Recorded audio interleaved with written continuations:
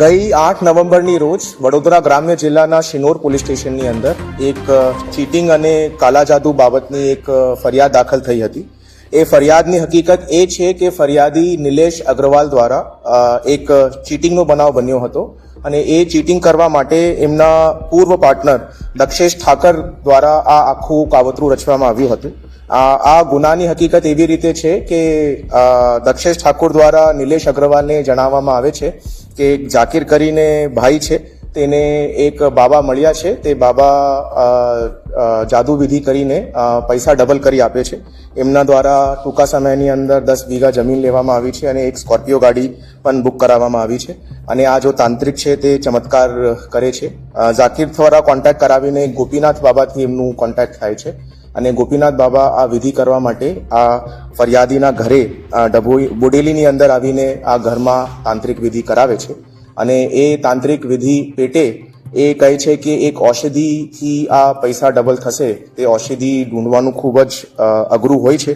તે બાબતના 30 લાખ રૂપિયા આ ફરિયાદી પાસેથી લઈ લેશે અને આગળની વિધિ કરવા માટે એમને શિનોર પોલીસ સ્ટેશનની અંદર એક બ્રિજ ઉપર લેવામાં આવે છે અને ત્યાંથી બધી પૂજા વિધિની વસ્તુઓનું વિસર્જન કરવામાં આવે છે. અને પછી આગળ ચાલતા એક પોલીસ દ્વારા ત્યાં એક નાકો લગાવવામાં આવે છે અને નાકાની ચેકિંગ દરમિયાન જો પોલીસ છે એમના દ્વારા એ કહેવામાં આવે છે કે આ બાબા પાસે ગાંજા છે અને તમે આ કેસની અંદર નહીં ફસવાનું હોય તો તમે ત્યાંથી જતા રહેજો. અને જ્યારે એ ફરિયાદી ઘરે જાય છે એના પછી પોતાના ગામના એક ઇસમને કોન્ટેક્ટ કરે છે અને 8 તારીખની આ ફરિયાદ શિનોર પોલીસ સ્ટેશનની અંદર રજીસ્ટર થાય છે. આ આખું બનાવ જો છે તે એક ક્રિમિનલ કોન્સ્પિરસી હતી અને ફરિયાદી પાસેથી આ 30 લાખ રૂપિયા પડાવવા માટેનું આ આખું કૃત્ય કરવામાં આવ્યું હતું. ઇનફેક્ટ આ જો ગોપીનાથ બાબા છે તેમનું મૂળ નામ જો છે તે અયુબ મિયા ઉર્ફે બાયુ ઉર્ફે ગોપીનાથ બાબા છે. એમનું ઓરિજિનલ આધાર કાર્ડ અને ડુપ્લિકેટ આધાર કાર્ડ પણ પોલીસ દ્વારા જપ્ત કરવામાં આવ્યું છે અને એમના ઉપર જો છે ફોર્જરી અને ક્રિમિનલ કોન્સ્પિરસીની પણ આગળની કાર્યવાહી કરવામાં આવશે. ટોટલ 8 પૈકી 7 આરોપીઓ પોલીસ દ્વારા આ કેસની અંદર અરેસ્ટ થયા છે, જેની અંદર વડોદરા ગ્રામ્ય જિલ્લાનું એએસઆઈ કંચનભાઈ રાઠવાની પણ પોલીસ દ્વારા ધરપકડ કરવામાં આવી છે અને પ્રોસિજર પ્રમાણે એમના દ્વારા સસ્પેન્ડ પણ કરવામાં આવ્યું છે. 8મો આરોપી રાસીન મિયા જો છે હાલ ફરાર છે, એમને પણ પકડવાની તજવીજ પોલીસ દ્વારા ચાલુ છે.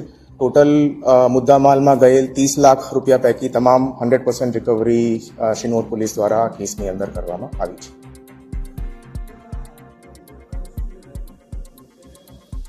આ જો દક્ષેશ ઠાકર સાથે 4 મહિના અગાઉ એક રેસ્ટોરન્ટની અંદર એમની પાર્ટનરશિપ હતી અને આ જો ફરિયાદી છે એ પેલા પટ્ટાની અંદર જો પાક હોય છે, કોર્નનું પાક હોય છે, એની ખરીદ કરવાનું કામ કરતો હતો. એ બાબતમાં અમારી તપાસ હાલ ચાલુમાં છે, બટ અત્યાર સુધી એવી રીતેની કોઈ માહિતી મળી આવી નથી.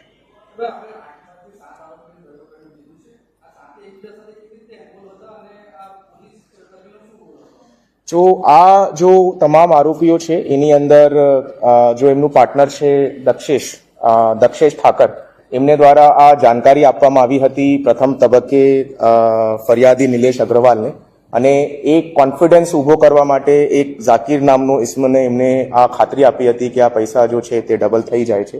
એના પછી વિધિ કરવા માટે રાજકોટના રહેવાસી અયુબ મિયા ઉર્ફે બાયુ એ ત્યાં બોડેલી આવ્યા હતા અને વિધિ કર્યા પછી જો પૈસાનું તો 30 લાખ રૂપિયા ઔષધિ આપવા પેટે બીજો એક ઇસમ આવ્યો હતો અને પછી જ્યારે આ બધી વિધિ પતી જાય છે તો ફરિયાદીને ડરાવી ધમકાવવા માટે ત્યાં એએસઆઈ કંચનભાઈ દ્વારા નાકા લગાવવામાં આવ્યું હતું અને એમનું રોલ એ માટે હતું. અને બાકી બીજા જો 2 આરોપીઓ છે તેમની આ જો છે ફરિયાદીને જો છે ઓળખાતા હતા અને એમને કે ભાઈ અમે તમે આ કેસમાંથી નિકાલી દઈશું એવી રીતે વિશ્વાસ આપીને ત્યાંથી રવાના કરવામાં આવ્યા. હા, ત્યાંથી મેઇન જો નાકા લગાવવામાં આવ્યું હતું તે જગ્યા ઉપર નાકા લગાવવામાં આવ્યું હતું કેમ કે શિનોર પોલીસ સ્ટેશનની હદ લાગે છે અને શિનોર પોલીસ સ્ટેશનના લોકલ પોલીસ કર્મી જ આની અંદર ક્રિમિનલ કોન્સ્પિરસીની અંદર સહભાગી હતા, તો ત્યાંથી આ બધું પ્રકરણ કરવામાં આવ્યું. હાલ તમામ રિકવરી થઈ ગઈ છે, બધાનું રોલ જો છે તે વેરીફાઈ થઈ ગયું છે. ઇનફેક્ટ જો 8મો આરોપી છે યસીન મિયા, એમને દ્વારા આગોતરા જામીન પણ કોર્ટ દ્વારા રદ કરવામાં આવી ગઈ છે. એમની પણ તપાસ માટે પોલીસની ટીમ કાર્યરત છે અને એમને પણ ટૂંકા સમયમાં અરેસ્ટ થઈ જશે. હા, નહીં, હાલ સુધી કોઈ ક્રિમિનલ બેકગ્રાઉન્ડ કોઈનું મળી આવ્યું, બટ આ જો તમામ વિધિ છે, આ બાબાના ઘરમાં જ્યારે પોલીસ દ્વારા રેડ કરવામાં આવી ત્યારે તમામ જાતનું કાલા જાદુનું વિધિનું સામાન એમના ઘરની અંદર રાખ્યું હતું અને લોકોને વિશ્વાસમાં લઈને ઠગાઈ કરવાની તમામ મોડલસ ઓપરેન્ડી આ કેસની અંદર દેખવા મળે છે.